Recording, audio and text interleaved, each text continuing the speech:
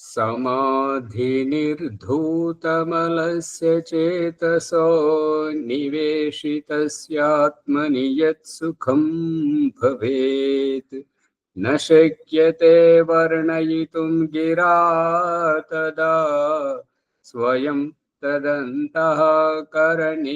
गृह्यते स्वयं तदन्तःकरणेन गृह्यते। ఓం శాంతి శాంతి శాంతి ఓం. ఈ యొక్క ఉపనిషత్ జ్ఞాన గంగా అధ్యాత్మ సత్సంగానికి వచ్చేసినటువంటి వారందరికీ నమస్తే, స్వాగతం, సుస్వాగతం.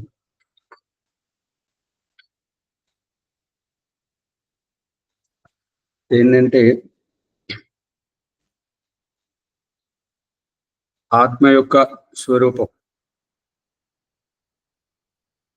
ఆత్మ యొక్క స్వరూపం తెలుసుకోవడం జరిగింది. స్థూల, సూక్ష్మ, కారణ, తురీయ. స్థూలము అంటే కనిపిస్తున్నటువంటిది, సూక్ష్మం అంటే ఈ కనిపిస్తున్న దేహాన్ని వదిలేసి పునర్జన్మ కోసం తీసుకెళ్లేటువంటిది. ఇంకా కారణం అంటే ఏ కారణం చేత స్త్రీగా జన్మించడం, ఏ కారణం చేత పురుషునిగా జన్మించడం, ఏ కారణం చేత పశుపక్షిగా జన్మించడం, ఈ కారణ శరీరం. చివరికి తురీయ శరీరం, మోక్షం, జీవన్ముక్తిని పొందడం. ఈ రకంగా తీసుకెళ్లేటువంటి ప్రకరణంలో ఉన్నాము మనం ఇప్పుడు. ఇవన్నీ జీవాత్మకు వర్తిస్తవి, కానీ వీటన్నింటిలోంచి జీవాత్మయే బయటకు రావాలి అనేటువంటిది సారాంశం. నాలుగు శరీరాలలో జీవాత్మనే ఉంటుంది. ఆచార్జీ, అమ్మా, తురియ అవస్థలోకి వెళ్ళిన తర్వాత మిగతా అవస్థలో మళ్ళీ పొందడా శరీరం ఉండగా? తురీయ అవస్థలోకి వెళ్ళినప్పుడు ఈ మూడు శరీరాలను దాటితేనే తురీయ అవస్థ వస్తుందమ్మగా. అవును స్వామి. ఈ ధ్యానంలో కలిగే అనుభూతి, స్థితి, అనుభూతి కాదు స్థితి, మళ్ళీ ధ్యానం నుంచి వచ్చిన తర్వాత మళ్ళీ శరీర అవస్థలో ఉండగా మళ్ళీ జాగ్రత్త అవస్థ, సుషుప్త అవస్థ, మళ్ళీ ఇవన్నీ కలుగుతాయి కదా మనకి. కలుగుతాయి. మరి అప్పుడు ఈ కర్మలకి ప్రారబ్ధ కర్మలని, అదే కారణ శరీరం, ఈ కర్మ అప్పుడు తురీ శరీరమా అని ఆవిడ ప్రశ్న ఆచరించి, ఈ కర్మలకి ఫలితం ఉండదా? తురీయ అవస్థ ఇప్పుడు ధ్యానం అయిపోయినాక మళ్ళీ మనం జాగ్రత్తలోకి సుషుప్తిలోకి వస్తాం కదా, వచ్చినప్పుడు చేసిన కర్మలకి ఫలితం లేదా, ప్రారబ్ధం లేదా? ఆ కర్మలకు ఫలితం ఉండడం వల్లనే ఈ రకంగా పరిణామం చెందుతూ ఈ యొక్క తురీయ అవస్థ, ముక్తి అవస్థలోకి రావడం జరిగింది. ప్రతి కర్మకు ఫలితం ఉంటుంది. అందుకే ఈ సామెత ఏంటంటే అవశ్యమేవ భోక్తవ్యం కృతం కర్మ శుభాశుభం.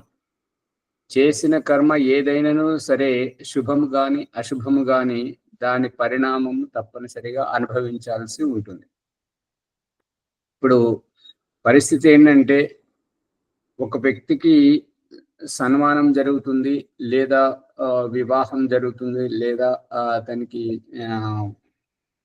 అంటే పదోన్నతి జరుగుతుంది, అధికారంలోకి వస్తున్నారు, ఎన్నికల్లో గెలిచి అధికారంలోకి వస్తున్నాడు. అటువంటి సందర్భంలో అతను చేస్తున్నటువంటి పొరపాట్లను ఏమాత్రం లెక్క చేయబడదు. ఎందుకు లెక్క చేయబడదు అంటే, ప్రత్యేకత అతనిదే కాబట్టి, అతనికే ప్రాముఖ్యత ఇవ్వబడుతుంది కాబట్టి, అతని చేత జరిగినటువంటి పొరపాట్లను ఏమాత్రం లెక్క చేయకుండా ఆ చుట్టుపక్కల ఉన్నటువంటి వాళ్ళు చాలా ఓర్చుకుంటారు. అదే ఆ పదవి నుంచి దిగిపోయాక, ఆ అధికారం నుంచి సస్పెండ్ అయ్యాక, లేదంటే తొలగించబడ్డాక, లేదంటే వెలివేయబడ్డ తర్వాత, ఆ అధికారం పోయాక అతన్ని ప్రతి చిన్నదానికి నువ్వు ఇలాంటి వాడివి, నువ్వు ఇట్లా అని చెప్పేసి ఎత్తి పొడుపులు. ఉదాహరణకు వివాహము హడావిడిలో అతడు కూర్చుండేటప్పుడు కానీ నిలబడేటప్పుడు కానీ అది రథం ఊరేగింపు కోసం రథం ఎక్కుతున్నప్పుడు కానీ ఈ చెయ్యి ఇక్కడ వీరి మొహానికి తగులుతుంటది, అక్కడ ఆ కాలు వారికి తగులుతుంటుంటది. తగిలినా కూడా ఎవ్వరు ఎంతగా ఏమాత్రం పట్టించుకోరు. తెలివైన వారు ఏం చేస్తారంటే తర్వాత ఏమంటారంటే నా వల్ల మీకు తెలిసి తెలియక నా వల్ల మీకు ఏమైనా అపకారం జరిగినట్టయితే, ఇబ్బంది కలిగినట్టయితే అందరికి పేరు పేరుగా క్షమాపణ కోరుకుంటాను అని చెప్పేసి తెలివైన వారు అంటారు. సామాన్యులు మాత్రం నెమ్మదిగా మెదలకుండా ఉంటారు. ఇక అవకాశం దొరికినప్పుడు చనువుగా ఉన్నటువంటి వారు, నువ్వేం తక్కువడువా, నీ అవకాశం ఉన్నప్పుడు మమ్మల్ని ఎంత ఇబ్బంది పెట్టావు, ఇక్కడ అక్కడ ఇది తీసుకురా అది తీసుకురా ఇట్లా అట్లా అని చెప్పేసి నానా అవస్థలు పడ్డాం, నీకేం తెలుస్తుంటది అని చెప్పేసి అనడం జరుగుతుంటది. ఈ అధికారంలోకి పదోన్నతి అవుతున్నప్పుడు అతను తోసుకుంటూ పోయి అతనికి ఎక్కడానికి పోయినప్పుడు మనల్ని కిందికి ఇట్లా మన భుజం మీద చేయబెట్టి మనల్ని ఇట్లా కిందికి నొక్కేసి అతను ఎక్కడానికి ప్రయత్నం చేస్తున్నాడు. అతను ఎక్కేటువంటి హడావిడిలో మనం ఎంత ఇబ్బంది పడుతున్నాం అనేటువంటి దాని మీద దృష్టి పెట్టబడదు. ఆ ఆమోద ప్రమోదంలో అతన్ని ఎత్తుకొని ఎగిరేటప్పుడు ఆ ఎత్తుకున్న వారికి తెలుస్తుంటది అతని బరువు ఎంత ఉన్నది, అతని శారీరక పరిస్థితి ఎట్లున్నది అనేటువంటిది మనకు తెలుస్తుంటుంటాయి. అవన్నీ ఏంటంటే లెక్కించబడవు అన్నట్టు. అదే రూపకంగా ఈ తురియ శరీరంలోకి వెళ్ళినటువంటి వ్యక్తికి అక్కడ ఋషి చెప్తుంటాడు ఏంటంటే ఉచ్ఛేదమే అవుతుంటది కానీ నాత్యంత ఉచ్ఛేద, కర్మఫలములు చెల్లుబాటు అవుతుంటాయి కానీ పూర్తిగా చెల్లుబాటు అనేటువంటివి కావు. అందుకే చెప్తుంటాడు ఏంటంటే ఏ కర్మఫలాలది సగం మంచి కర్మలు సగం చెడు కర్మలు ఉన్నప్పుడు మనుష్య జన్మ లభిస్తుంటది. ఆ మంచి కర్మలతోటి మనుష్య శరీరం లభించిన తర్వాత ఉత్కృష్టమైనటువంటి గొప్ప పనులు చేసినట్టయితే సామాన్య మనుష్యత్వం నుంచి గొప్పగా ఈ యొక్క ఋషిమునులు, ఈ సామాన్య జనులలో బ్రాహ్మణులు మరియు ఋషిమునులతోటి తపస్సు చేసుకుంటూ ఈశ్వరుని భక్తునిగా జీవన్ముక్తిని పొందేటువంటి ఆస్కారం అంచెలంచెలుగా ఎదగడం. ఇక ఇదేమో కింది నుంచి పైకి పోతున్నటువంటి స్థితి.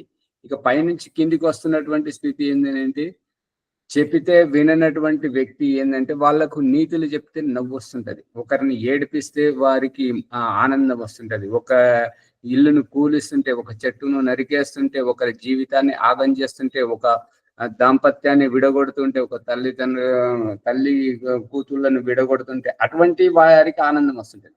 వారికి ఆనందం ఎందుకు వస్తుంటది అంటే వారు ఆనందాన్ని అనుభవిస్తూ వస్తున్నారు, స్వర్గం నుండి వస్తున్నారు కాబట్టి వారికి ఆ ఆనందము, ఈ నీతులు, ఈ శుద్ధులు చెప్తుంటే వారికి ఎగతాళిగా అనిపిస్తుంటది. ఈ విధ్వంసంలోనే వారికి ఆనందం. ఎదుటి వారు ఎంత బాధపడితే వారికి అంత పైశాచిక ఆనందం. ఆ పైశాచిక ఆనందం ఏంటంటే వారు దుఃఖం కోసం వస్తున్నారు కాబట్టి వారికి దుఃఖంలోనే ఆనందం ఉంటుంటది. ఈ కింది నుంచి పైకి పోతున్న వాళ్ళు ఏంటంటే దుఃఖం అనుభవించి వస్తున్నారు కాబట్టి వీరు ఆనందము, మోక్షము, ధ్యానము ఇవన్నీ చేసుకుంటూ పరమేశ్వరుని యొక్క సాన్నిధ్యాన్ని పొందడం, జీవన్ముక్తిని పొందడం, ఎవరికి చీమకు కూడా అపకారం చేయనటువంటి భావజాలంతో వీరుంటారు. ఈ పరిస్థితి ఎటువంటిది అని అంటే ఆవురు అనేటువంటి ఆకలితో ఉన్నటువంటి వారికి పంక్తి భోజనం చేయిస్తున్నప్పుడు అవకాశం లేకుండా తడవలుగా అంటే ఒకరి తర్వాత ఒకరికి అన్నట్టుగా అక్కడ కొంతమందిని కూర్చుండబెట్టి వాళ్ళు లేచిన తర్వాత మరి కొంతమందిని కూర్చుండబెడుతుంటారు కదా. ఆ మొదటి పంక్తిలో కూర్చుండి లేచేస్తున్నటువంటి వారి అత్యంత ఆప్తమిత్రుడే కావచ్చు, తండ్రే కావచ్చు, కొడుకే కావచ్చు, ఈ రెండవ పంక్తి కోసం కూర్చునేయడానికి పోతుంది. రండి భుంచిద్దాం రండి అంటే నేను చేసే వస్తున్నాను, చెయ్యి కూడా కడుక్కోలేదని వాళ్ళు చూపిస్తుంటారు. అంటే తిని వచ్చిన వారికి తినబోతున్నటువంటి వారికి ఇద్దరికి తేడా ఉంటది కదా అమ్మగారు. అదే తేడా. ఈ యొక్క ముక్తి నుంచి వస్తున్నటువంటి వారు ముక్తి ఆనందాన్ని పొంది వస్తున్నారు. ఇప్పుడు దుఃఖము అనుభవించి పైకి ఎదుగుతున్నటువంటి వారు ఆనందం కోసం తహతహలాడుతున్నారు. ఇంతే తేడా.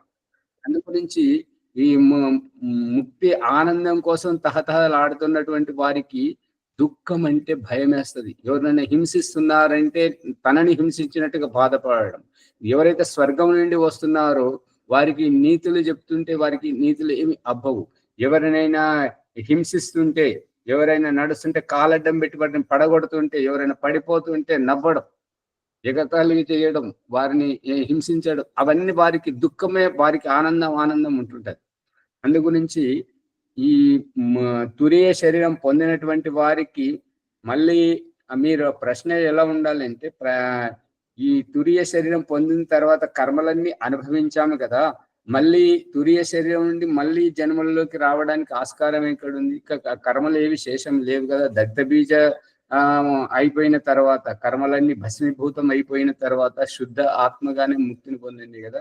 మళ్ళీ కర్మలు ఎలా అనుభవిస్తుంటది, మళ్ళీ జన్మల్లోకి ఎలా వస్తుంటది అనేటువంటి ప్రశ్న ఉంటే దానికి సమాధానం వస్తుంటది. సమాధానం ఏంటంటే, ఇప్పుడు వీరు కార్యక్రమం అంతా జరిగిన తర్వాత కార్యక్రమం చివరిలో కార్యక్రమాన్ని ఏర్పాటు చేసినటువంటి వారు మీరు ఎంతో దూరంతో శ్రద్ధతోటి భక్తితోటి వచ్చారు కాబట్టి మా అజ్ఞానం వల్ల మీకు ఎటువంటి అసువిధ కలిగినట్లయితే దానిని మమ్మల్ని పెద్ద మనసుతోటి క్షమిస్తారని మేము క్షమాపణ కోరుకుంటున్నాం. అందరికీ పేరు పేరున కృతజ్ఞతలు కోరుకోవడం వచ్చినందుకని చెప్పేసి కృతజ్ఞత జ్ఞాపనం చెప్పడం. దీని యొక్క ఉద్దేశం ఏంటి అంటే, కార్యక్రమం హడావిడిలో ఆ సందర్భంలో మేము మిమ్మల్ని చూసుకోలేదు. ఇందాక మా మునిగారు అంటున్నారు, దుద్యాల పతంజలి ఆశ్రమం వాళ్ళు 3 రోజులు శిబిరం పెడుతుంటే వారికి శిబిరంలోకి ముఖ్యంగా ఉండి శిబిరం నడిపించినా కూడా వారి చివరికి అనుభవాలు ఏం చెప్తున్నారు అంటే, మేము కొద్దిగా ఆలస్యమైంది కాబట్టి మాకంటే ముందుగా వచ్చిన వారికి మంచి అవకాశం ఇచ్చారు, మాకు పైన ఇచ్చారు, పైకి కిందికి దిగుతూ తపస్సు కూడా చేశాము, ఆ అనుభవాన్ని కూడా పొందామని చెప్తున్నారు. అంటే దాని ఆ మాటల వెనుక ఏంటంటే, మాకు అసువిధ కలిగింది, మాకు సువిధాజనకంగా లేకుండేటిది అనేటువంటిది అది వారు చెప్తున్నారు. దాన్ని ఈ వ్యవస్థాపకులు గమనించాలి. కొంచెము స్వామి ఆడ ఏం జరిగిందంటే, నీళ్లు గరం నీళ్లు చల్ల నీళ్ళ కాడ అక్కడ హీటర్లు లేవు అన్ని రూమ్లల్లో, అక్కడ మేము వాస్తవం గ్రహించినాము. అది కొంచెం పొరపాటు జరిగింది సార్. అది వేరే విషయం, అది ఈ ప్రసంగానికి కాదు. వారు మనల్ని హెచ్చరించారు, అది మనం గ్రహించాలి, ముందు అటువంటివి జరగకుండా చూసుకోవాలి. అది మన వ్యవస్థ అంతే. అందు గురించి ఇక్కడ జరుగుతున్నటువంటి దానికి కర్మఫలము అనేటువంటిది మొత్తము ఉచ్ఛేదం అనేది కాదు. ఎందుకు అంటే జీవాత్మ అల్పజ్ఞుడు కాబట్టి, అల్ప సంతోషి కాబట్టి అతనికి పూర్తిగా చెల్లుబాటు అనేటువంటిది కాదు. పూర్తిగా చెల్లుబాటు అయితే అతడు భగవంతుడు అవుతాడు కదా. మరి ఆ భగవంతుడికి ఈ భగవంతుడికి తేడా ఏమి ఉండదు కదా, ఇద్దరు సమానం అవుతుంటారు. కాబట్టి దేవుడు దేవుడే, జీవుడు జీవుడే అనేటువంటి సిద్ధాంతాన్ని చెప్పడమే ఇక్కడ ముఖ్య ఉద్దేశం. కాబట్టి జీవుడు అల్ప సంతోషి. ఇప్పుడు ఎవరికైతే పదోన్నతి జరుగుతుందో, ఎవరైతే ఓట్లతో గెలిచి అధికారంలోకి వస్తున్నారో వారి జీవితంలో తప్పులే చేయలేదు, వారిలో తప్పులు లేవు అని చెప్పేసి మనం ఎట్లా అనుకుంటాం? తప్పులు ఉన్నాయి, కానీ ఆ తప్పుల కంటే ఈ గెలుపు చాలా విలువైనటువంటిది. ఇతడు రోజు ఉద్యోగానికి వచ్చి తప్పులు చేస్తున్నా కూడా అతని మంచితనం వల్ల కంపెనీకి లాభం వచ్చింది కాబట్టి అతనికి పదోన్నతి ఇవ్వడం, అది వేతనం పెంచడం, ఆ రకంగా అతనికి ప్రమోషన్ అనేటువంటిది చాలా గొప్పదైనటువంటి. ఈ సందర్భంలో ఒక మనోరంజనం ఏంటంటే, ఈ ప్రసంగానికి కాదు, కాకపోతే మనోరంజనం ఏంటంటే, ఒకతను ఎప్పుడు ఆలస్యంగా వచ్చేవాడు, వచ్చి అందరితో ముచ్చట్లు పెట్టి ఇబ్బంది పెట్టేవాడు, తన పని చేయడు, ఇంకొకరిని చేయలేడు. దీంతో విసిగిపోయినటువంటి సిబ్బంది, ఆ అధికారి ఇతనికి సస్పెండ్ చేస్తే భార్య పిల్లలు బాధపడతారు. ఇతనికి విశ్రాంతి, రిటైర్మెంట్ ఇచ్చేద్దామని చెప్పేసి ఇచ్చేసి దానికి ఒక కార్యక్రమం ఏర్పాటు చేసి దాంట్లో ఇతను పొగడడం అన్నమాట. ఇక ఇతడు మాతో పాటు ఉన్నాడు, ఇక ఎందుకంటే వీడుకోలు అది సాగనంపుతున్నాం కాబట్టి ప్రేమగా సాగనంపాలనేటువంటి ఉద్దేశంతో ఇతను చాలా మంచివాడు, ఎవరి మనసు నొప్పించేవాడు కాదు, సమయపాలన చేసేవాడు అని చెప్పేసి ముఖస్థుతి చేసి అతనికి సాగనంపుతుంటే చివరికి అతనికి అవకాశం వచ్చినప్పుడు అతనేమంటున్నాడంటే, ఇన్నాళ్ళు నేను ఎంత అజ్ఞానంలో ఉన్నానంటే మీ అందరిలో నా పట్ల ఇంత ప్రేమ ఉన్నదని నాకు ఇప్పుడు తెలిసింది. నాకు ఈ రిటైర్మెంట్ వద్దు, ఏమొద్దు, నేను ఇక్కడే ఉండిపోతా అని చెప్పేసి అంటున్నాను. పట్టుకున్నారు అమ్మగారు, విజయదుర్గమ్మ గారు. అది ముఖస్థుతిని నిజం అనుకుంటున్నాడు అతను. యథార్థాన్ని గ్రహించట్లేదు. తను పని చేస్తున్నన్ని రోజులు తను చేసిన తప్పును ఎంతమంది హెచ్చరించినా అప్పుడు తెలుసుకోలేదు. ఇక ఇతనితోటి విసిగిపోయి అతన్ని రిటైర్మెంట్ ఇచ్చేద్దామని చెప్పేసి అతన్ని ఒక వేదిక ఏర్పాటు చేసి ముఖస్థుతి చేసి సంతోషంగా సాగనంపుదామని వీళ్ళు ఉద్దేశంతో అతన్ని పొగిడితే అదే నిజం అనుకొని, నా పట్ల మీలో ఇంత ప్రేమ ఉందా, నేను ఇంత మంచిగా ఉన్నానా అని చెప్పేసి, నాకు ఈ రిటైర్మెంట్ వద్దు, ఏమొద్దు, నేను ఇక్కడే ఉండిపోతాను, శాశ్వతంగా సచ్చే వరకు ఇక్కడే ఉంటానని చెప్పేసి అతను భావించుకోవడం. అంటే దీంట్లో యథార్థం వేరు, జరుగుతున్నది వేరు. అందుకని ఇక్కడ ఏంటంటే తురీయ శరీరం అనేటువంటిది ముక్తిని పొందడం, జీవన్ముక్తి అనుభూతిని పొందడం ద్వారా ఈ జీవాత్మకు ఇక కర్మలు శేషము లేవు అనడానికి లేదు. ఈ యొక్క జీవన్ముక్తి ఆనందాన్ని పొందుతూ ఉండేసరికి ఏ కర్మలైతే శేషము మిగిలిపోయి ఉన్నాయో ఆ కర్మలు ఎవరితోటైతే కలిసి అనుభవించాలో, తల్లిగా, తండ్రిగా, సంతానముగా, మిత్రుడుగా, శత్రువుడుగా, వాళ్ళు వేరే వేరే క్షేత్రంలో ఉన్నారు కాబట్టి అక్కడ వారి పనులను ముగించుకొని వచ్చేసరికి ఇతని ఈ యొక్క ముక్తి కాలం పూర్తి అవుతుంటది. కాబట్టి మళ్ళీ ఆ దూరంగా ఉన్నటువంటి వాళ్ళు, ఈ యొక్క ముక్తిని అనుభవించినటువంటి వాళ్ళు, వీళ్ళు ఒక కుటుంబముగా, ఒక సంస్థగా, ఒక వ్యవస్థగా వీళ్ళు దగ్గర ఏర్పాటయ్యి వీళ్ళు బంధువులు మిత్రులుగా, శత్రువులు మిత్రులుగా, ఆత్మీయులుగా వీళ్ళు ఒక దగ్గర జన్మించి ఒక దగ్గర చేరి మళ్ళీ కర్మఫలం అనుభవించడం ఉంటుంటది. అర్థమవుతుంది అమ్మగారు? అర్థమైంది స్వామి. ఇంకొక ప్రశ్న. నిన్న మునిగారు క్వశ్చన్ వేశారు, ప్రాణం జడమన్నారు కదా, చేతనం గురించి క్వశ్చన్ వేశారు. 2 ఒకటి అవునా కాదా అన్నారు. తురియా స్థితిలోకి వెళ్ళినప్పుడు ప్రాణం తీసుకోవట్లేదు కదా,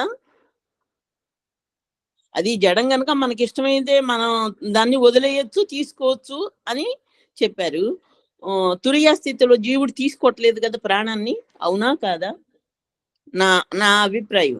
అమ్మగారు, ఇప్పుడు ఏంటంటే ఇంట్లో ఒక వస్తువు ఉంది, ఆ వస్తువుతో పని లేదు, అయినా ఆ వస్తువు ఇంట్లో ఉన్నది కాబట్టి దాన్ని వినియోగించుకోవడంలో తప్పేముంది? అదే దయానంద సరస్వతి సత్యార్థ ప్రకాశం 9వ సముల్లాసంలో ఏమని చెప్తున్నాడంటే, నీవు చూడాలనుకుంటే చూడగలుగుతావు, నువ్వు వినాలనుకుంటే వినగలుగుతుంటావు, ఎక్కడికన్నా వెళ్ళాలనుకుంటే వెళ్ళగలుగుతుంటావు.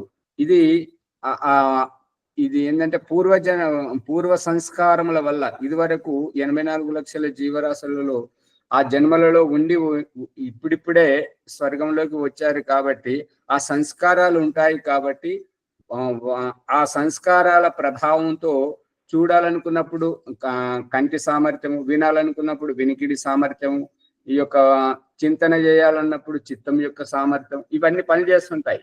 అంత మాత్రాన వాటి మీదనే ఆధారపడి ఉంటాడా అనేది కాదు. ఇప్పుడు మనం ఏంటంటే వస్తువు ఉన్నది, వినియోగించుకుంటాం, కానీ ఆ వస్తువు మీదనే ఆధారపడి మన జీవితం గడవదు కదా. అది ఉన్నది కాబట్టి దాన్ని వినియోగించుకుంటున్నాం అంతే. అంతేగాని ఆ వస్తువు ఉంటేనే మన జీవితం గడుస్తుందని, ఆ వస్తువే మన సర్వస్వం అని, అది లేకపోతే మనకు జీవితం పూట గడవదని అటువంటిది ఏం లేదు కదా. అందుకని నెమ్మదిగా ఆ ఉన్నటువంటి వస్తువులను వాడుకోవడము అనేటువంటిది ఆ జీవాత్మ వదిలేయడం జరుగుతుంటది. వదిలేసేటువంటి పరిస్థితులు ఏంటంటే కేవలం శుద్ధ ఆత్మతత్వముగానే ఉంటుంటుంది. అప్పుడు ఈ బలహీనతలు అవసరం లేదు. ఈ వస్తువు ఉన్నది కదా, దీన్ని వాడుకుందాం అనేటువంటి ఆ కోరికలు అనేటువంటివి ఉండవు. పూర్తిగా అవగాహన అవ్వలేదు స్వామి. నేను ఈ సమాధి స్థితిలోకి వెళ్ళినప్పుడు శ్వాస ఆగిపోతుంది కదా. శ్వాస ఆగిపోవడం కాదమ్మ గారు, శ్వాసను కావాలని ఆపడం, స్తంభవృత్తి ప్రాణాయామం ద్వారా ఎక్కడికక్కడ స్తంభింపజేయడం. ఇది మన ప్రయత్నంతో మనం ఆపుకుంటున్నాము. అంతేగాని శ్వాస ఆగిపోతుంది అని అంటే, మనకు తీసుకోవాలని ఉన్నప్పుడు శ్వాస ఆగిపోతే అక్కడ మనం పరాధీనంగా ఉండి దానికి దేహి దేహిమని అది ప్రాధేయపడడం.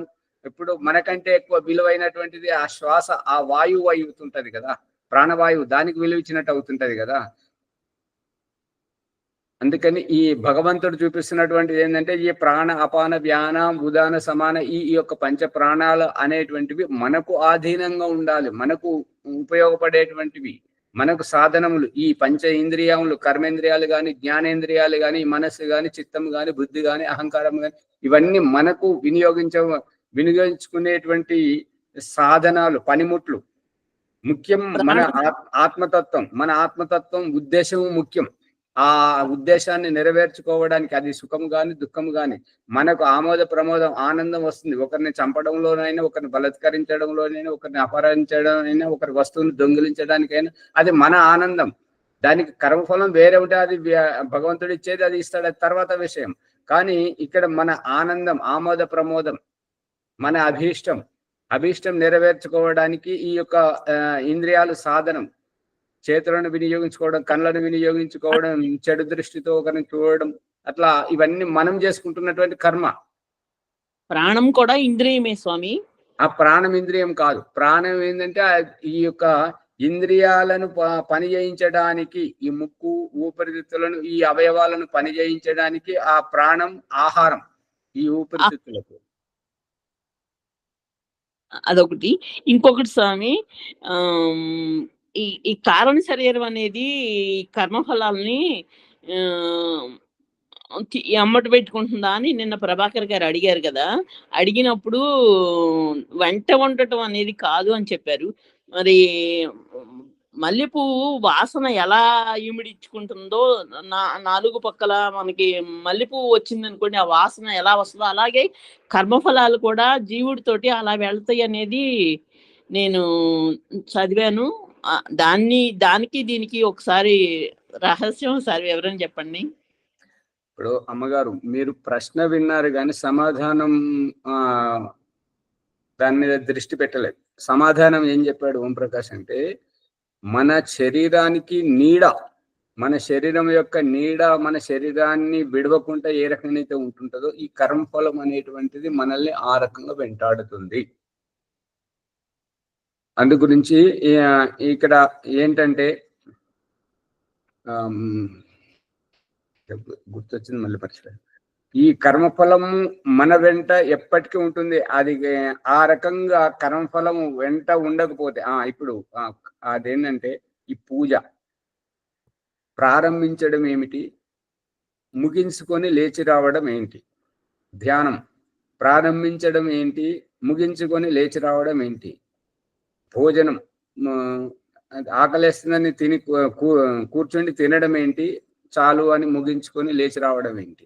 మలమూత్ర విసర్జన ఆవేగం వస్తుందని చెప్పేసి విసర్జించడానికి కూర్చోవడం ఏంటి, అయిపోయిందని లేచి రావడం ఏంటి? ఈ యజ్ఞం ప్రారంభించడం ఏంటి, అయిపోయిందని ముగించి రావడం ఏంటి? ఈ కర్మలు అనేటువంటివి మనకంటే ముందు ఉంటున్నాయి, మనకు దారి చూపిస్తున్నాయి.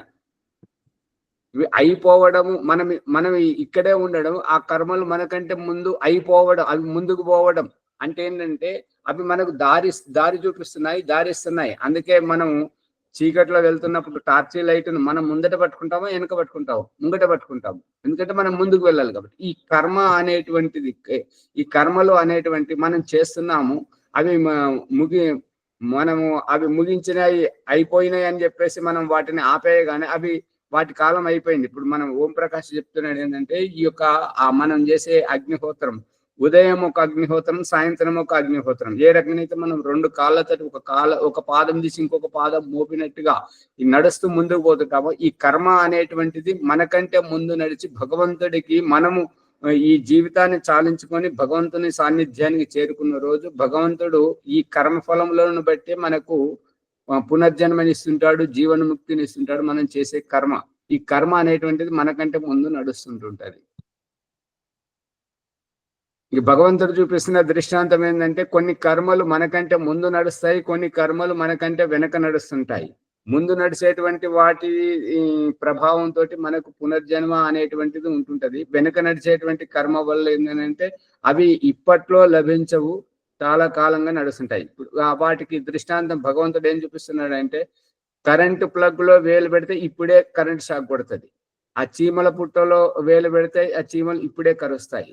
అదే ఒక అబద్ధం ఆడితే ఆ అబద్ధము ఎదుటివారు అంతగా పట్టించుకోరు, దానికి కాలాంతరంలో పరిణామం ఉంటుంటది. ఒకరిని మోసం చేసినటువంటి వారు అమితంగా మనం మోసం ఎందుకోసం చేయగలిగాము అంటే వారికి మన పట్ల అపారమైన నమ్మకం, ఆ నమ్మకం చెల్లుబాటు అయ్యే వరకు, మా నమ్మకం పటాపంచలు అయ్యే వరకు ఆ వ్యక్తి మనల్ని నమ్ముతున్నంత వరకు మనం మోసగిస్తున్నాం, ఆ తర్వాత మోసగించలేము. కాబట్టి ఈ యొక్క కర్మఫలం అనేటువంటిది ఈ నమ్ముతున్నంత వరకు, మనల్ని గొప్పగా అతడు భావించుకుంటున్నంత వరకు మనం మోసగిస్తున్నది అతను పసిగడతలేడు. కాబట్టి మన ఆటలు సాగుతున్నాయి అని అంటే మన కర్మ అనేటువంటిది మనం చేస్తున్నాం. వాటికి ప్రతిఫలితం ఎప్పుడు లభిస్తుంది అని అంటే అతడు మనల్ని నిలదీసిన రోజు మన ఆటలు కట్టిపెట్టబడతాయి. కాబట్టి ఈ అబద్ధం ఆడడం ఒకటి, కుట్రలు చేయడం ఒకటి, మోసగించడం ఇదొకటి, ఇక దొంగతనం చేయడం ఇదొకటి. ఇక ఎప్పుడైతే నిప్పులో చెయ్యి పెట్టడం కానీ, లేదంటే రోడ్డు మీద చూడకుండా నడవడం కానీ, లేదంటే కరెంట్ ప్లగ్ లో చేయి పెట్టడం కానీ, ఈ కర్మలకేమో వెంటనే ప్రతిఫలితం లభిస్తుంటది. అబద్ధం ఆడడం, మోసం చేయడం అనేటువంటి వాటికి కొంతకాలం తర్వాత భగవంతుడు ఉదయం పూటనేమో నీడను మన వెనుకకు చూపిస్తున్నాడు, సాయంత్రం పూటనేమో మన నీడను ముందుకు చూపిస్తున్నాడు. గమనిస్తున్నారా అమ్మగారు? అది మిట్ట మధ్యాహ్నమేమో మన కిందనే చూపిస్తున్నాడు, 1 ఇంచు అటు ఇటు కాకుండా మన కాళ్ళ కిందనే మన నీడని చూపిస్తున్నాడు మిట్ట మధ్యాహ్నం.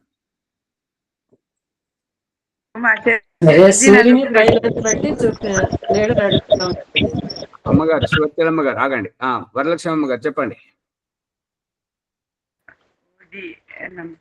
ఇది మనము ఇది రత్నాల కోశాలు దాటటం అన్నారు. ఇప్పుడు ఆ ప్రసంగం వస్తుంది కాబట్టి ఆ రత్నాల కోసం దాటటం అంటే ఏంటి అని ఆచార్య తెలుసుకున్నాను. మునిపి చెప్పారు, ఇప్పుడు అదే వస్తుంది కదా ప్రసంగం అని అడుగుతున్నారు. రక్తనాళాలేంటి? జ్ఞానంలో రత్నాల కోశాలు దాటాలన్నారు ఆచార్జీ.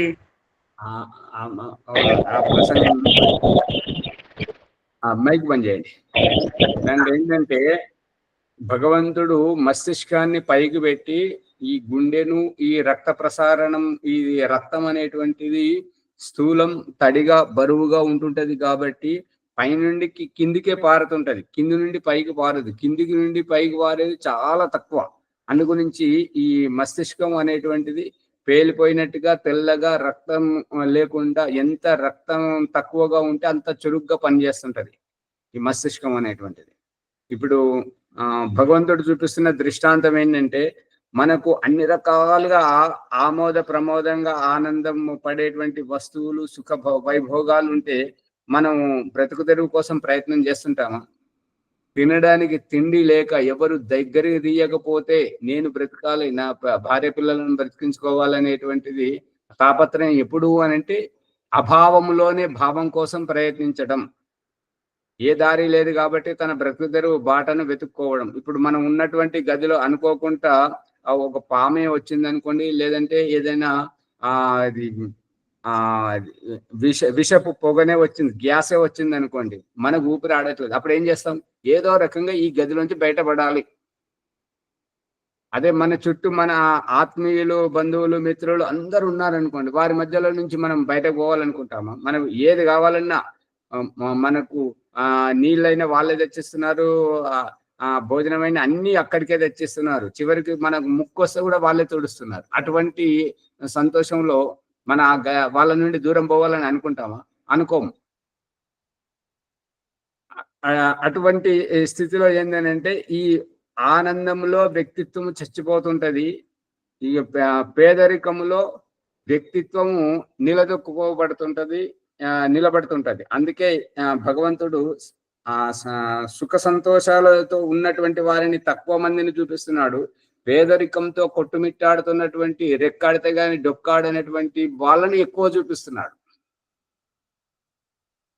కనబడుతుందా కేవలం అంటే చెప్తుంటే వింటున్నారా? కనబడుతుంది. అందుకని ఈ మస్తిష్కానికి రక్తం తక్కువగా ఉండాలి. అందుకే మా మస్తిష్కాన్ని పైన పెట్టాడు భగవంతుడు. లేదంటే భగవంతుడికి మస్తిష్కానికి రక్తం ఎక్కువ ఉండాలి అని అన్నప్పుడు మస్తిష్కంలోనే గుండె పెట్టి అక్కడి నుంచే రక్త ప్రసరణ శరీరం కిందకు సరఫరా చేయించేవాడు కదా.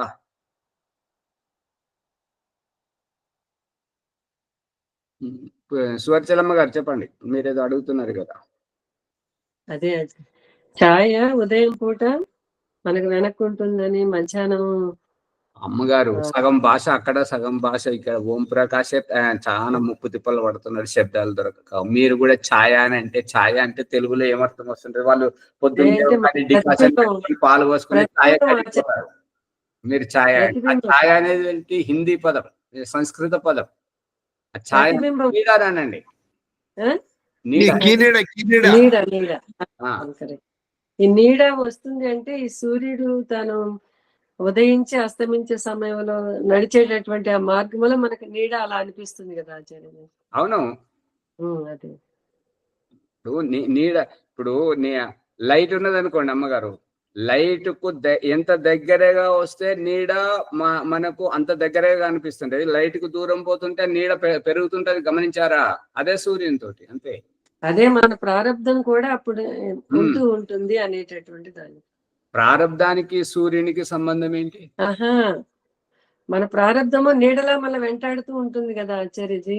అవును, ఆ విషయంలో గుర్తించినట్టుగా ఇంకా రాలేదు ఆచార్యజీ. అమ్మగారు మీరు ఏం చెప్పాలనుకుంటున్నారో మీది స్పష్టంగా రాదు, నాకే స్పష్టంగా కాలేదు. వాళ్ళు మీకేమైనా అర్థమైంది? ఎవరికైనా అర్థమైతే చెప్పండి. ఎవరికి అర్థం కాలేదు సువర్చలమ్మ గారు. నేను చెప్పేది ఆచార్యజీ అదే, మన కారణ శరీరము మన ప్రారంధం వల్లనే వస్తుంటుంది కదా. మీరు కొంచెంసేపు ఆగండి, లేదంటే రాయండి. సరే సరే. సమయం అంతా పోతే. వరలక్ష్మమ్మ గారు ఏం స్పష్టం కాలేదు, స్పష్టం చేయండి. నా దృష్టిలో అయితే నేను తెలుసుకున్న రత్నాలంటే ఒంట్లో రక్తం కూడా లేకపోయినా సరే దాన్ని దాటుకుని వెళ్ళాలన్నట్టుగా నాకు అర్థమైంది ఆచార్య మునుపు మీరు చెప్పింది. అమ్మగారు ఇప్పుడు మీరు పట్టుకోవట్లేదు, మైక్ పని చేయండి, మీరు పట్టుకోవట్లేదు. వారు పుష్పమ్మ గారు చెప్తున్నారు, పుష్పమ్మ గారి ద్వారానే స్పష్టమైంది. మళ్ళీ ఇంకొకరు వీరు సువర్చలమ్మ గారు అప్పుడప్పుడు చెప్తుంటారనమాట. యజుర్వేదము 11వ అధ్యాయంలో ఉన్నటువంటి దానిని ఓంప్రకాష్ చెప్పాడు కదా, 3 సముద్రాన్ సమ అశ్రిపత్, 3 రకాల సముద్రాలను దాటి ముందుకు వెళ్ళాలి. ఈ ఈడా పింగళ నాడుల ద్వారా శరీరం కింది స్థితి నుంచి మస్తిష్కం బ్రహ్మరంధ్రం ఆ స్థితికి రావాలంటే 3 సముద్రాలను దాటాలి. 3 ఏమిటి అంటే వీర్యకోశంలో ప్రొస్టేట్ గ్రంథిలో ఉంటుంటది కాబట్టి స్వాధిష్టానం, అక్కడి నుంచి తన ఇల్లు వదిలిపెట్టిన తర్వాత ఈ స్వాధిష్టానం అనేటువంటిది మొదటి స్థితి వీర్యకోశం, వీర్యం దాటాలి. ఆ తర్వాత మూత్రకోశం, ఆ తర్వాత రక్తకోశం. ఈ 3 రకాల సముద్రాలు, వీటిని దాటి ముందుకు పోవాలి అని చెప్పడం జరుగుతుంది. ఇప్పుడు మీరు అనేది అభిప్రాయం ఏమున్నది చెప్పండి. ఓం ఆచార్య, ముందు మూత్రకోశం తర్వాత స్వాధిష్టానం తర్వాత రక్తం కదా. ఈ ప్రొస్టేట్ గ్రంథి అనే వీర్యకోశం అనేటువంటిదే స్వాధిష్టానం. అవును, దానికన్నా ముందు ఉపస్థానం ఉంటది కదా. దానికన్నా ముందు మన ఉపస్థం ఉంటది కదా, మూత్రాశయ మూత్రేంద్రియం.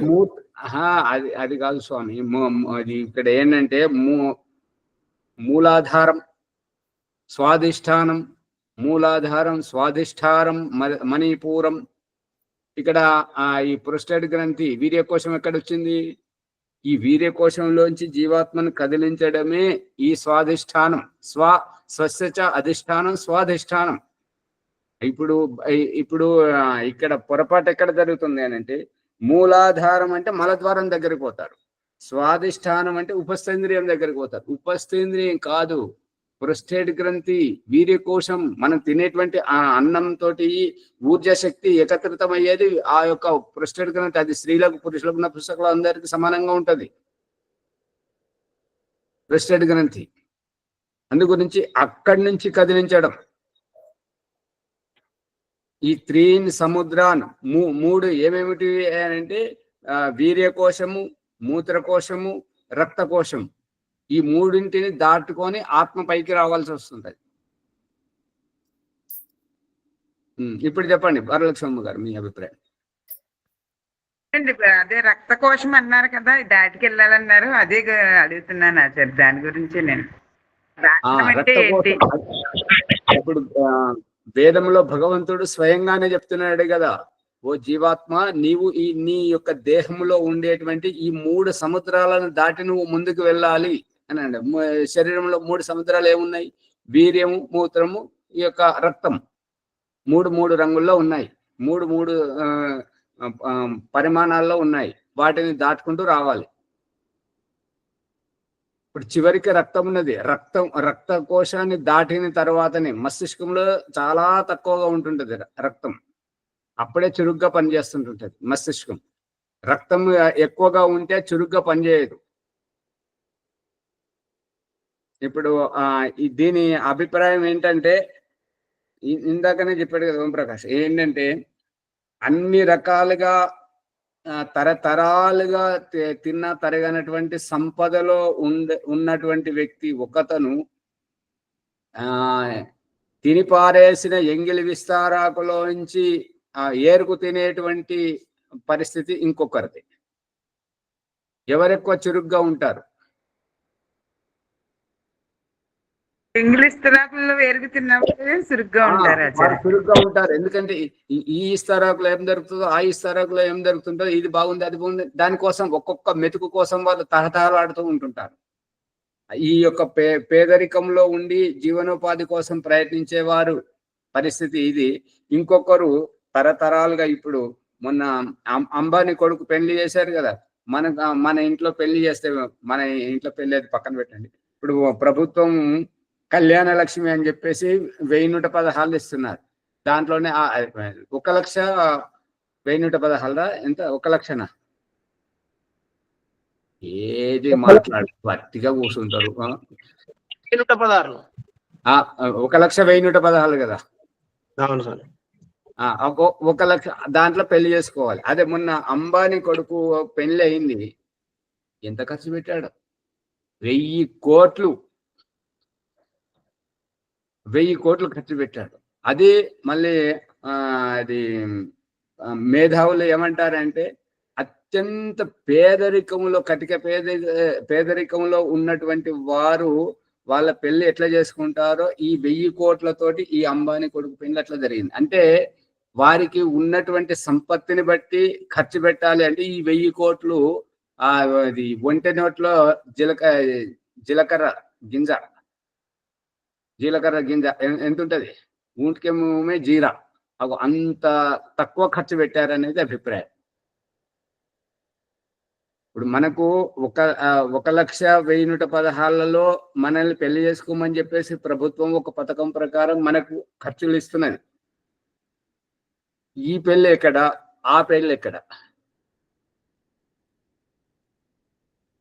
ఈ పొద్దున కాబట్టి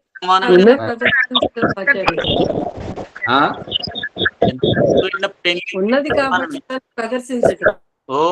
ఇది ఉన్న దానిలో పని పూర్తి చేసుకోవాలి. అమ్మగారు మీరు ఎక్కువ సాగదీస్తున్నారు, ఆగండి. ప్రభాకర్ గారు చెప్పండి. శ్యామలయ్య గారు ఆగండి. ప్రభాకర్ చెప్పండి. పెట్టిన పెళ్లిలు 2 సమానమే. పెళ్లిళ్ళ ఉద్దేశం ఏంటంటే స్త్రీ పురుషులు వాళ్ళ మనస్తత్వాలు కలిసిపోయి ఒకటిగా అవ్వడం. అది సమానమే. అది సమానమే. ఇక తర్వాత ఇక వాళ్ళిద్దరి సాకుతోటి మిగతా వీళ్ళు ఆమోద ప్రమోదం కోసం ఖర్చు పెట్టుకునేటువంటిది అది వాళ్ళ వ్యక్తిగతం.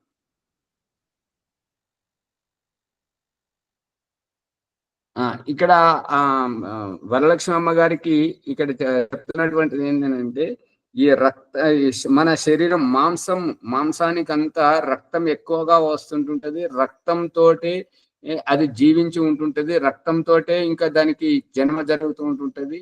రక్తం యొక్క వికారమే ఈ మలినము మురికిగా బయటకు వస్తుంటది. మనం స్నానం చేసినప్పుడు మురికి వెళ్ళిపోయేటువంటిది ఈ మాంసం యొక్క వికారం. ఈ శ్వేతరంధ్రాల ద్వారా వికారం అంతా బయటకు వస్తుంటుంటది. ఈ మాంసం ఏ రకంగానైతే రక్తము ద్వారానే జీవించి ఉంటున్నదో మస్తిష్కానికి అంతగా రక్తం అవసరం లేదు. నిన్న చిత్రాలు పెడదామంటే సమయం దొరకలేకపోయింది, మరి ఇవాళ పెడతాను చూడండి. రక్తం ఎంత మస్తిష్కానికి చాలా తక్కువగా వస్తుంటది. ఇంకా ఎవరైతే శీర్షాసనం చేస్తున్నవారో వారికి ఈ యొక్క ధారణ ధ్యాన సమాధిలో కలిగేటువంటి పరిణామాలు చాలా అరుదు ఈ శీర్షాసనం చేసేటువంటి వారికి. ఎందుకు అంటే వారికి బుద్ధి బాగా పనిచేయదు. మైకు బంద్ చేసి మాట్లాడితే ఎలా వినబడుతుంటది అమ్మగారు? నాకైతే ఇంకా ప్రశ్న రాలేదు ఆచార్జీ. అంటే నాకు అర్థమైంది. అమ్మగారు మీరు ఆశ్రమానికి రండి, ఆశ్రమానికి రండి. మనము సామూహికంగా ఏదైతే ఈ ధ్యాన సాధన చేయాలనుకుంటున్నామో అక్కడ మనం చూస్తే తెలుస్తుంటది. మీరు ఇదివరకు వచ్చిండొచ్చు గుమ్మడిదలలో శ్రీ పతంజలి ఆయన తెలంగాణ ఆయన కాంట్రాక్ట్ డీలర్ ఎవరు శ్రీధర్ రావు గారు దాంట్లో పెట్టినప్పుడు ప్రొజెక్టర్ లో చూపించడం జరిగింది. అప్పుడు మీరు వచ్చారో లేదో తెలియదు. ప్రతిదీ చిత్రం అంతా ఈ మస్తిష్కం.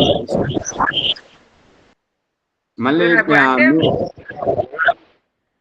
అదే శంషాబాద్ దగ్గర విమానాశ్రయం దగ్గర అక్కడ అప్పుడు శంషాబాద్ ఎక్కడ, విమానాశ్రయం ఎక్కడ? ఓంప్రకాష్ చెప్తుంది అక్కడ హకీంపేట విమానాశ్రయం పక్కన. హకీంపేటది, శంషాబాద్ కాదు. శంషాబాద్ ఈ వైపు, హకీంపేట ఆ వైపు.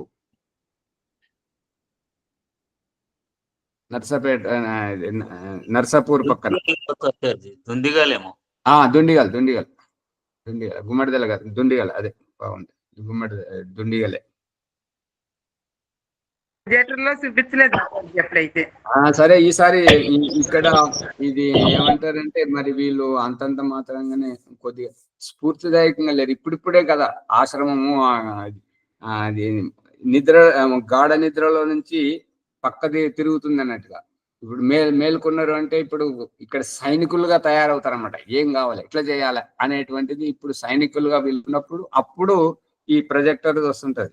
మన దగ్గర వ్యవస్థ ఈ ప్రొజెక్టర్ ఒక్కటే లేదు, మిగతా అన్ని ఉన్నాయి చూపించడానికి. మరి దాతలు కావాలి. దాతలు ఉంటే ఏంటంటే అది ఆ ప్రొజెక్టర్ తో ఫిల్మ్ తయారు చేయాలని చెప్పేసి చాలా ప్రయత్నం చేస్తున్నాం. అది రాను అవుతుంటది. ఈ ప్రొజెక్టర్ వ్యవస్థ అయితే ఇప్పటికీ చూపిస్తాం. మీరు ఇవాళ రండి, ఇవాళ చూపిస్తాం, దానికి సిద్ధంగా ఉన్నాం. ఇప్పుడు ఏంటంటే కార్యకర్తలు కావాలి, దానదాతలు కావాలి.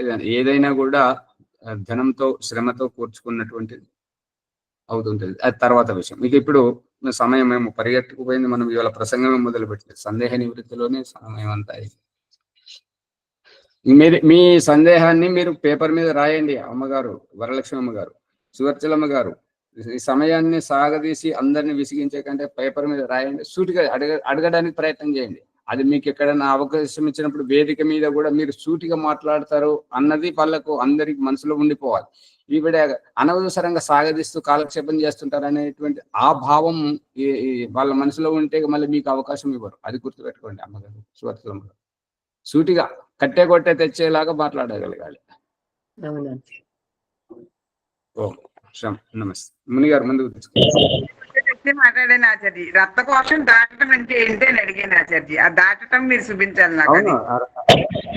అదే రక్తకోశం దాటడం అంటే మీరు యూట్యూబ్ లోకి వెళ్ళి ఈ యొక్క ఫంక్షనింగ్ అనేటువంటిది, మళ్ళీ సమాధిలోకి వెళ్ళినప్పుడు ఈ జీవాత్మ ఈ చక్రాలను ఛేదించుకుంటూ కింది నుంచి పైకి ఏ రకంగా వస్తుంటుంటది ఈడా పింగళ నాడుల ద్వారా. అక్కడ మీకు ఈ రహస్యం అనేటువంటిది ఏ కోశంను దాటుతుంది, రక్త కోశంను దాటడం అంటే ఏంటి అనేటువంటిది మీకు అక్కడ ప్రత్యక్షంగా కనబడుతుంది. ఇవన్నీ చాలా లోతుగా సర్చింగ్ చేయాల్సి వస్తుంటది. మీ ఫోన్ ద్వారా పనికి రాదు. మీ ఫోన్ ఇప్పుడు కొద్దిగా నిండగానే కుయ్ కుయ్ కుయ్ కుయ్ అంటుంటది. అందరిని ఇబ్బంది పడుతుంది. అందుకని అది ల్యాప్టాప్ కానీ కంప్యూటర్ దగ్గర కూర్చుండి చేస్తే మీకు కనపడుతుంటుంది. లేదంటే డాక్టర్ దగ్గరికి వెళ్ళండి. డాక్టర్ దగ్గరికి వెళ్తే అతను మీకు పరిచయం గల వాళ్ళు ఉన్నా, లేదా ఈ విషయం మీద ఆసక్తి కలిగిన వారు ఉన్నా వాళ్ళు చూపిస్తారు ప్రత్యక్షంగా. ఓం నమస్తే మునిగారు.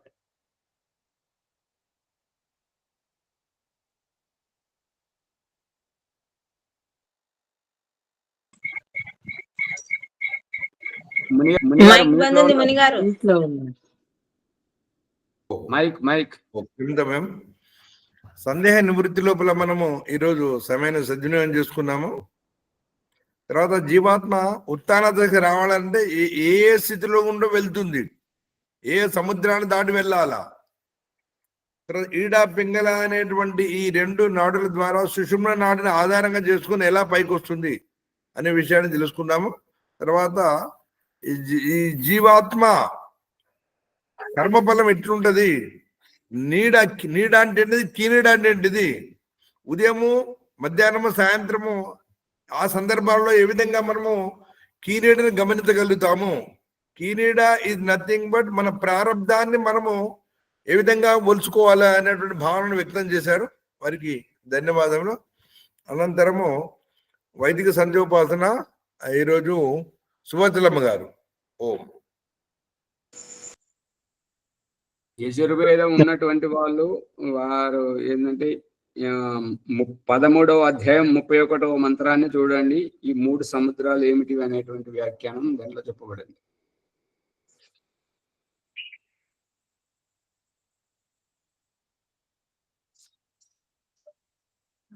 అథ వైదిక సంధ్యోపాసనండి.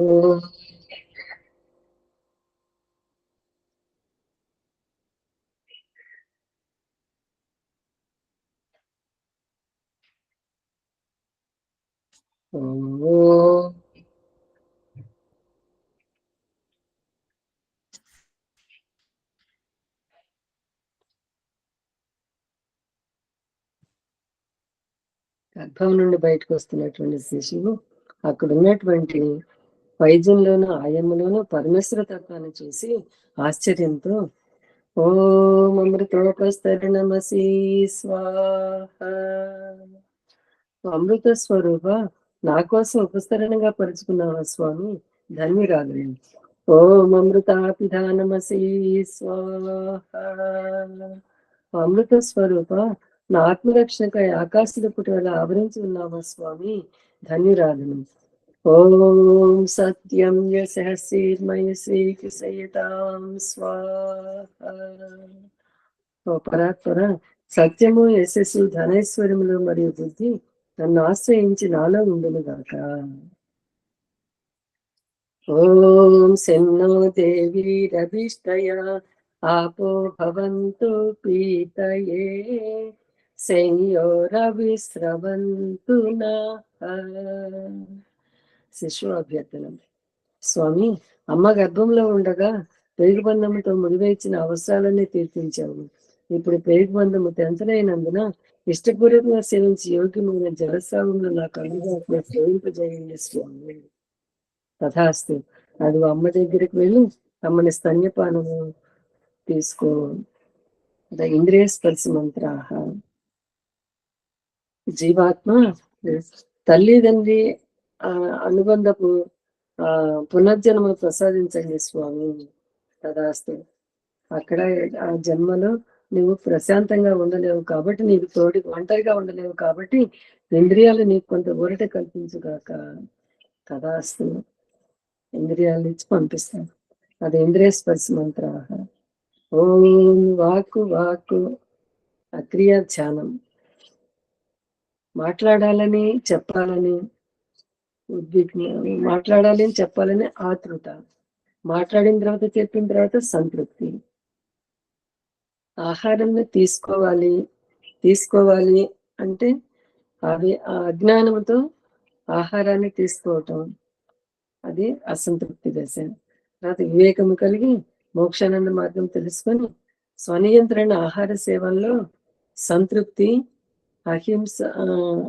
అహింస సంతృప్తికర జీవితం.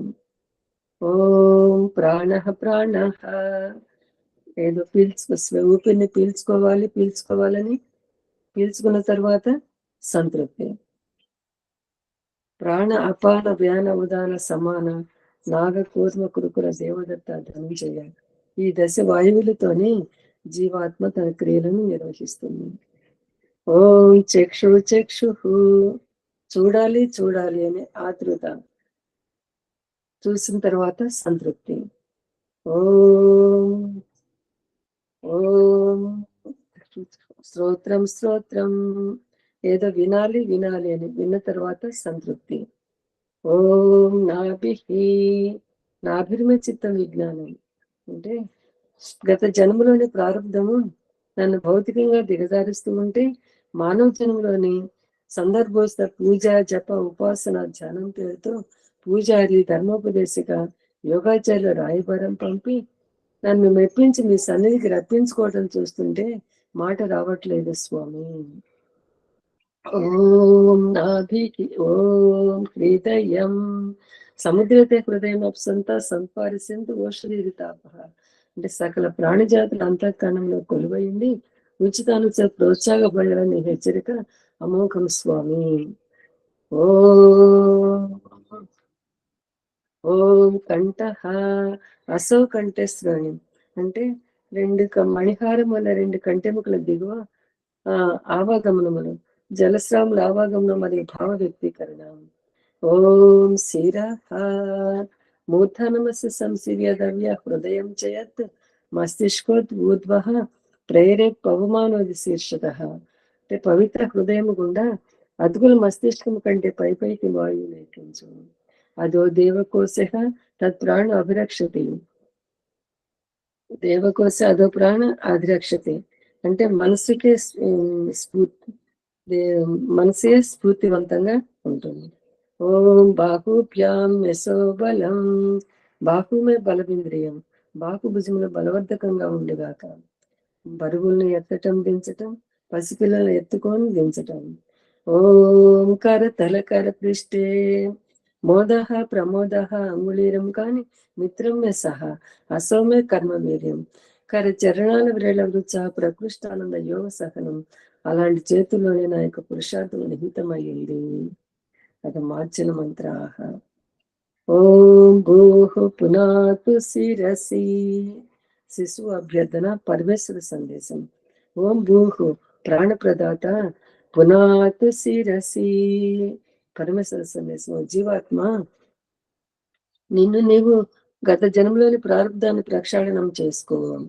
ఓం భువః పునాతు నేత్రయోః, భువః ఓ దుఃఖనాశిక, పునాతు నేత్రయోః, కంటికి కనపడే దృశ్యరూపం మరియు ప్రజ్ఞాబుద్ధి, అంటే ఇది బాగుండలేదనేది నీకు అసంతృప్తి. అందుకని ఈ రెండింటికి తటస్థంగా సాక్షిభూతంగా ఉండు.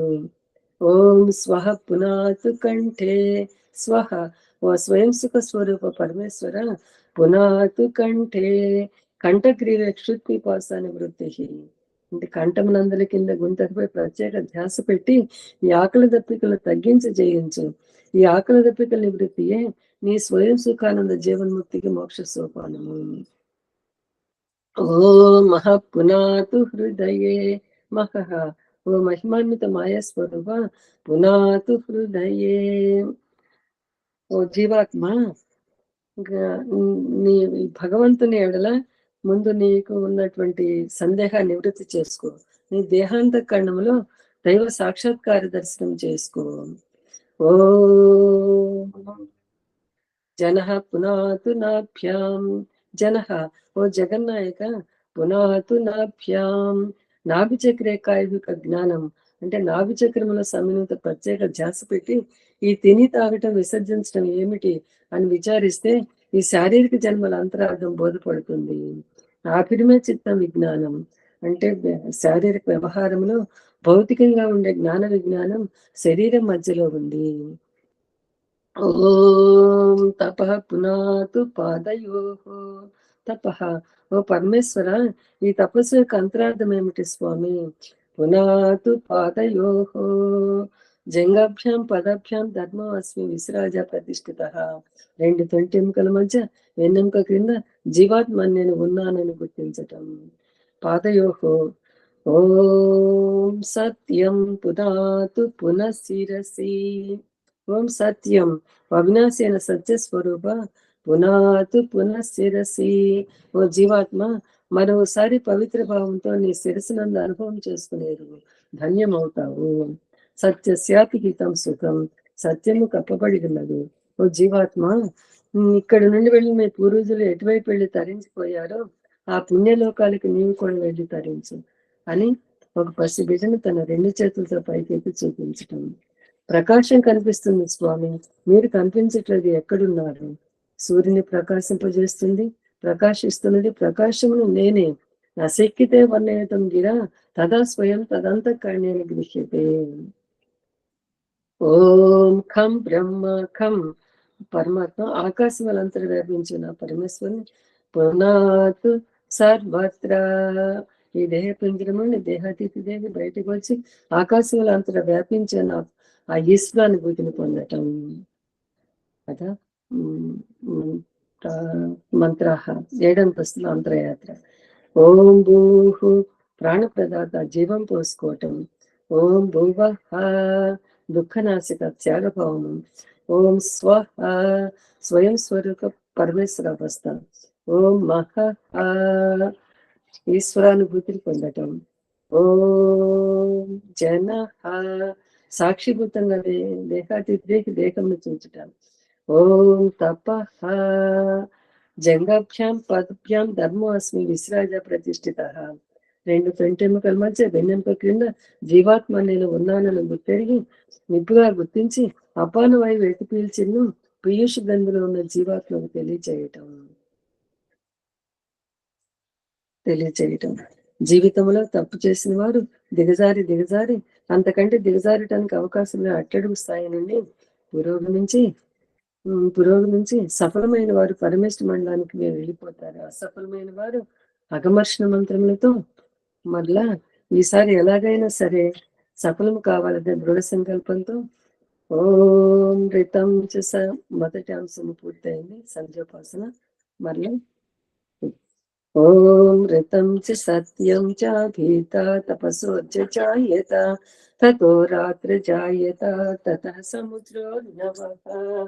ఓం సముద్రాదర్ణవాధవి సంవత్సరో అజాయత అహోరాత్రాణి విదదద్విశ్వస్య మిషతో వసి. సూర్యాచంద్రమసౌ దాత యథా పూర్వమకల్పయత్ దివం చ పృథివీం చ అంతరిక్షమదో స్వః.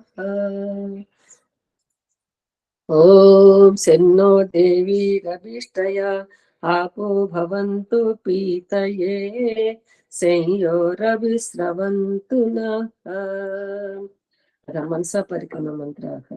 పరమేశ్వరుడు అన్ని వైపుల నుండి మనల్ని చూస్తున్నాడని, అన్ని వైపులా లోపల బయట పరమాత్మ పూర్తిగా ఉన్నాడని తెలుసుకొని నిర్భయంగా సందేహరతుల ఉత్సాహంగా ఈ పురుషార్థ పరముగా ఉండాలి. అంటే ఓం ప్రాచీ దిగగ్నిరధిపతి రసితో రక్షితాదిత్య ఇషవః తేభ్యో నమో అధిపతిభ్యో నమో రక్షత్రిభ్యో నమ యశేభ్యో నమ ఏభ్యో వస్తు యోస్మాన్ ద్వేష్టియం వయం విశ్వస్తంభో జంభేదత్మః. తూర్పు దిశలో అగ్ని అధిపతి అయి కొడవలి వలె ఆదిత్య కిరణములతో అక్కున చేర్చుకుని రక్షిస్తున్నావు స్వామి. ఓం దక్షిణాది ఇంద్రోధిపతి తిరస్థిరాజీ రక్షిత పితర ఇషవః తేభ్యో నమో అధిపతిభ్యో నమో రక్షత్రిభ్యో నమ యశేభ్యో నమ ఏభ్యో వస్తు యోస్మాన్ ద్వేష్టియం వయం ద్విష్పస్తంభోజంభేదత్మః.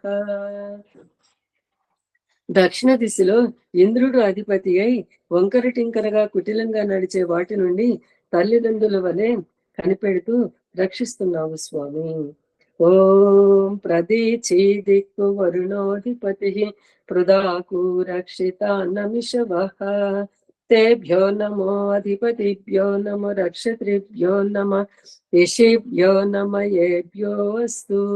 యోస్మాన్ ద్వేష్టియం వయం ద్విష్వస్తంభోజంభేదత్మః.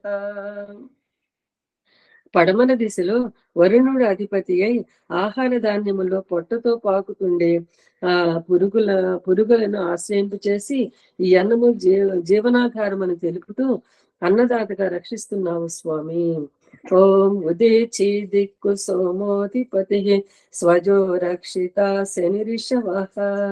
తేభ్యో నమో అధిపతిభ్యో నమో రక్షత్రిభ్యో నమ ఋషిభ్యో నమ ఏభ్యో అస్తు.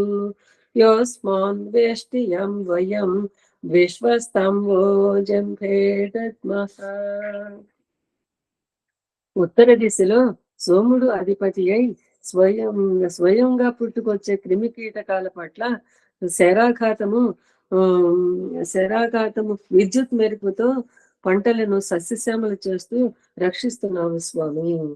ఓం ధ్రువా దిక్కు విష్ణురధిపతి కల్వాషగ్రీవో రక్షిత వీరుదయిషవః. తేభ్యో నమో అధిపతిభ్యో నమో రక్షత్రిభ్యో నమ ఋషిభ్యో నమ ఏభ్యో అస్తు.